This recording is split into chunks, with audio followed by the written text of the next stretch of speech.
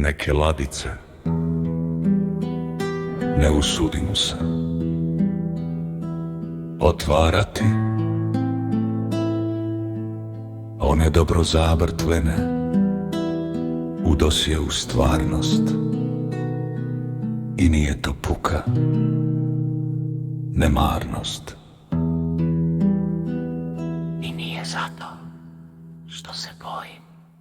To su imenici dosade, adresari pohlepe, rokovnici častohlebne, razine stvaranja, zaslužnici osude i tamničenja, mete razaranja. Nadživjeće i same ladice i rokovnike, i satove i satovnike, riječi i riječnike, jer su besmrtne.